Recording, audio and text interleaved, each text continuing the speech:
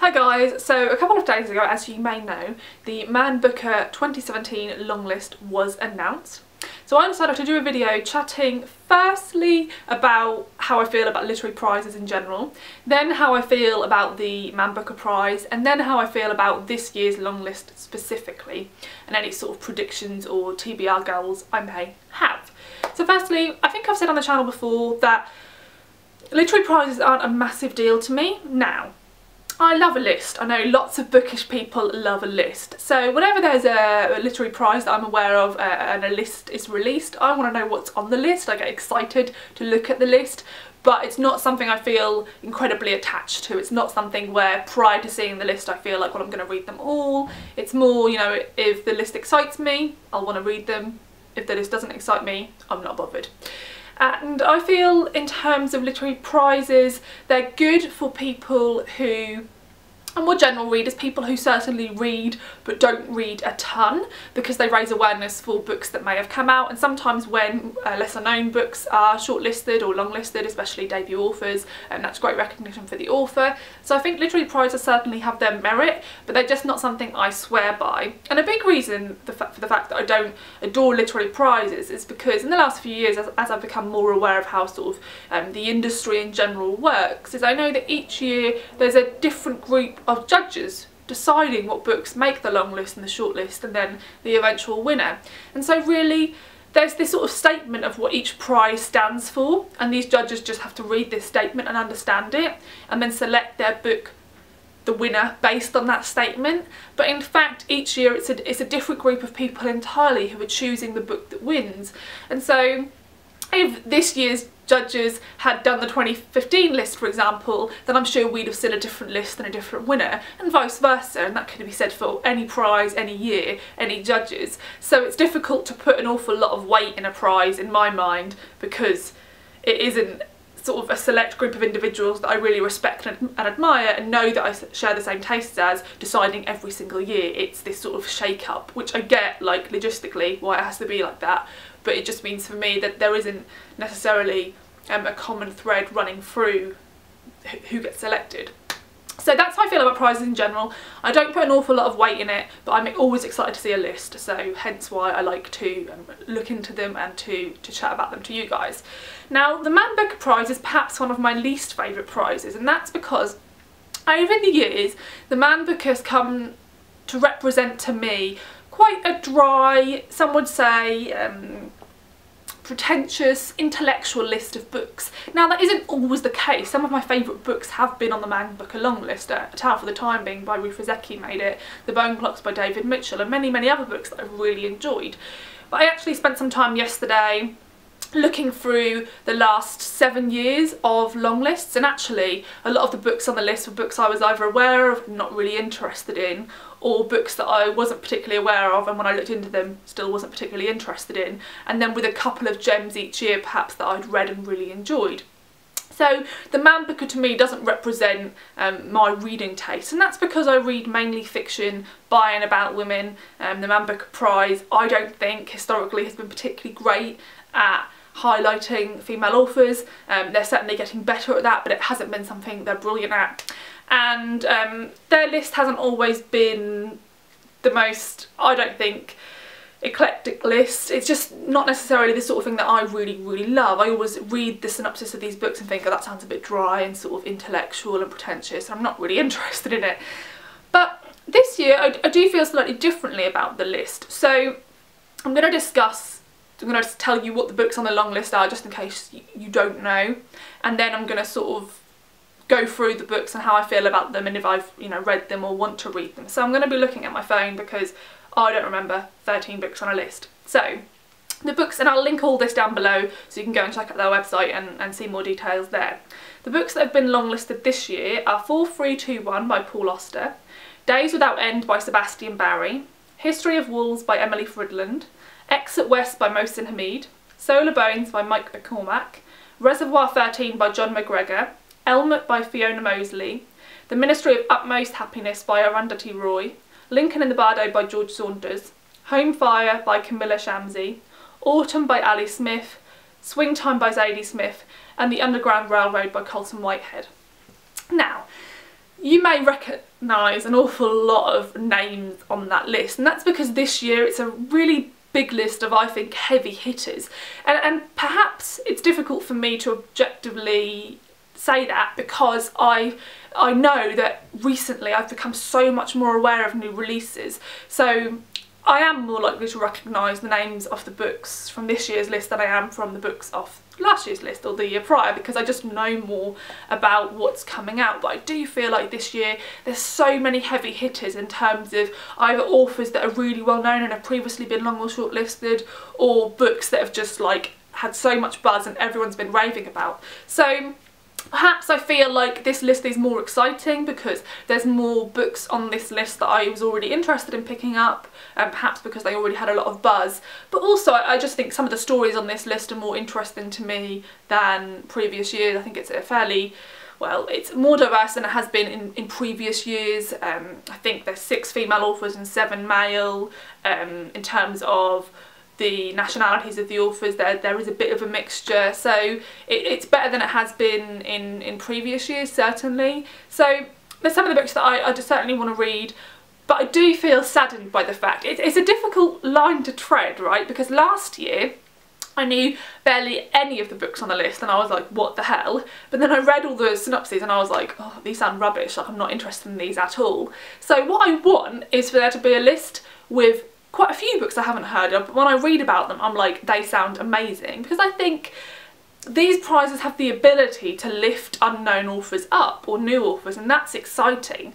Whereas when we get books that are being spoken about again and again and again, and they're being longlisted or shortlisted for loads of different prizes all around the world, and then again we just get a list that's sort of recycled with all these names, it's not quite as exciting. And whilst the authors may deserve the recognition, you know, as a reader it's not as exciting to see those sort of lists. So I'm just going to quickly, I think what I should do firstly is mention the ones that I'm completely like uninterested in. So 4321 by Paul Auster, couldn't care less about. I have no want to read any of his books. They sound like the sort of books that I really wouldn't enjoy, so that one's definitely not being read, which is good because it's really long, so not asked about that one.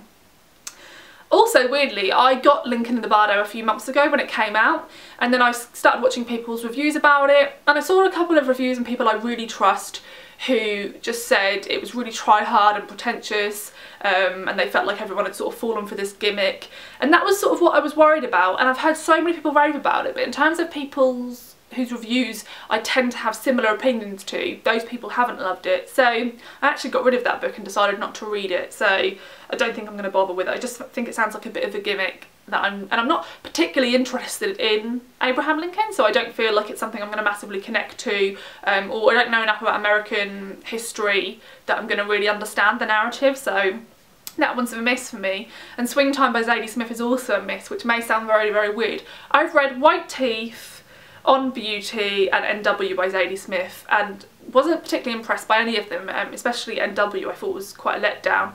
My difficulty with Zadie Smith is that I think she's an incredible woman. I love her in interviews. I think she's really intelligent, articulate, very interesting, and I always want to read her books. And then I do read her books and I'm like, oh, like she has really good ideas, but the narrative just never seems to come together. The characters never seem to really, I don't know, it feels like somebody who has a novel of ideas rather than actual people, and I don't know, I never truly connect to her books, and so I've just decided to stop trying with Zadie Smith.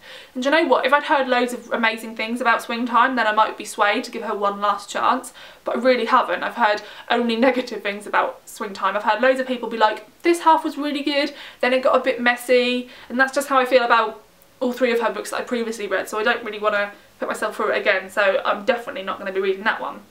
Now, in terms of the others, I already owned and wanted to read Days Without End by Sebastian Barry, Autumn by Ali Smith, The Underground Railroad by Colson Whitehead, and Exit West by Mohsin Hamid. So I was going to read those anyway, so those ones are, you know, really big hitters. It's unsurprising that I have them on my shelves, really. They're really, really well known, so there's those ones.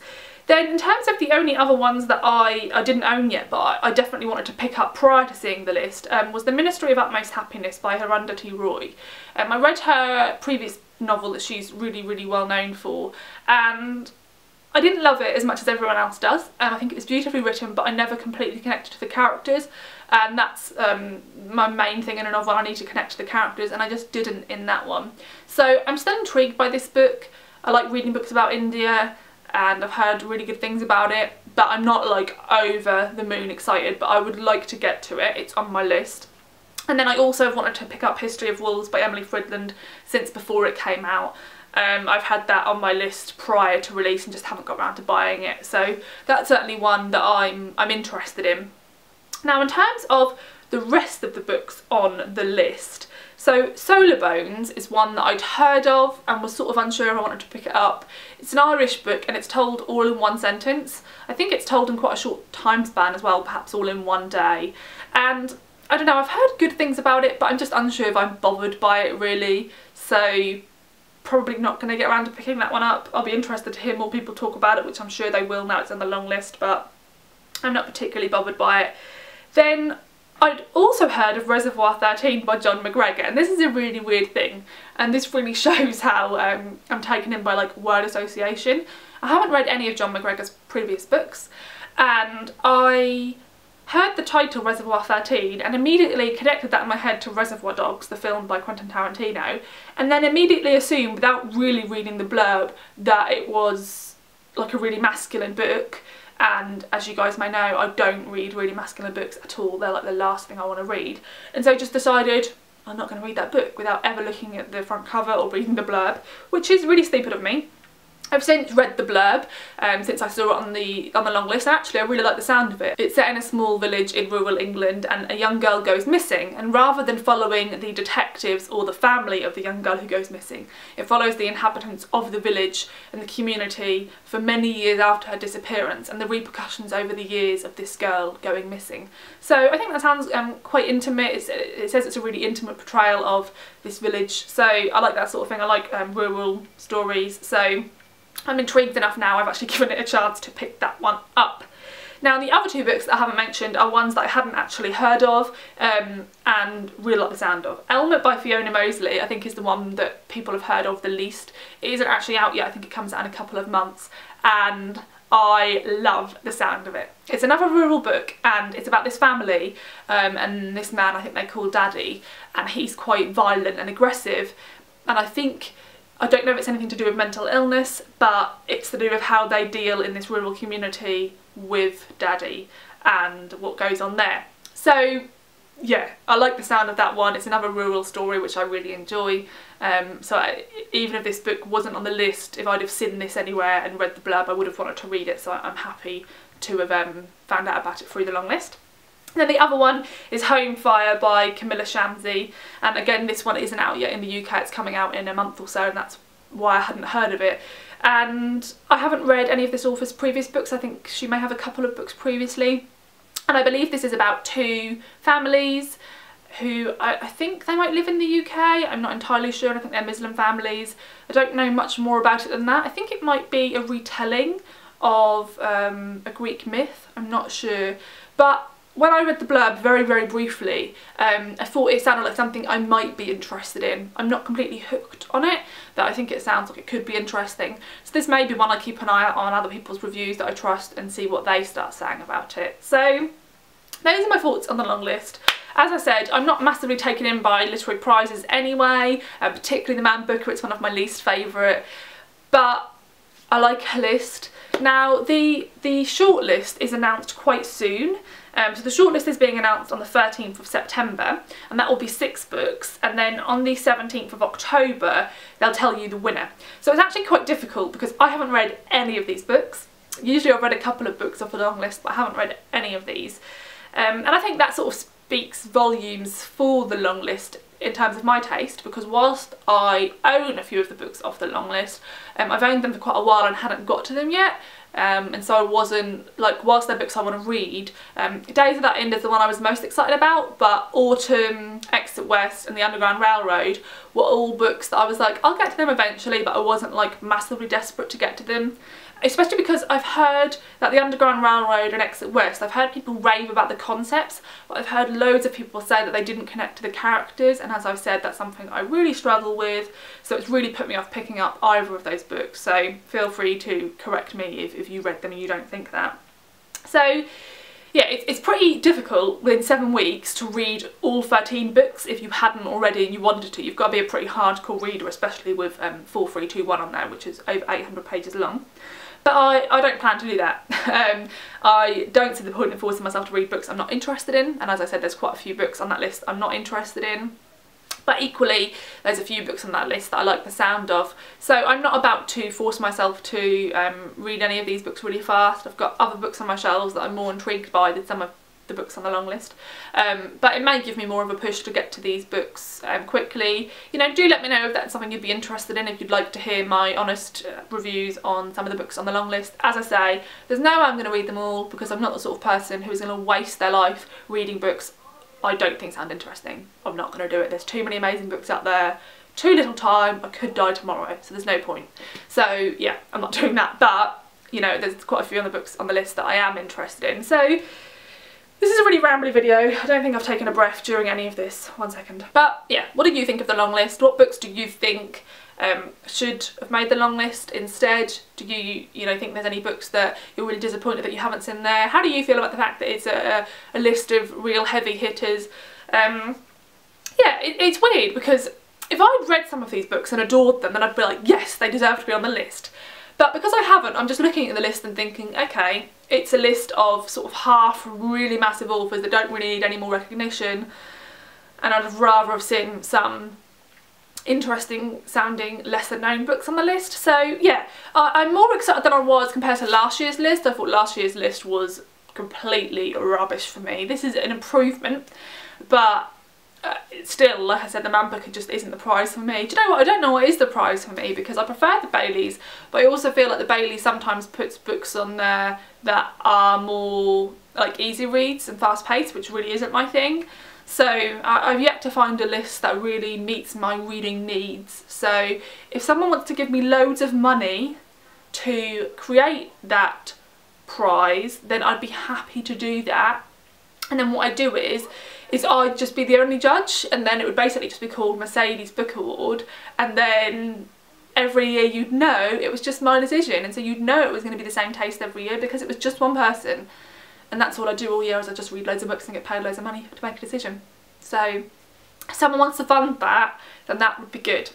So anyway, let me know your thoughts on the Man Booker long list, the Man Booker in general. Also feel free to recommend other prizes which you think are worth looking into, and anything else you want to say down below. And I'll see you in the next video. Bye!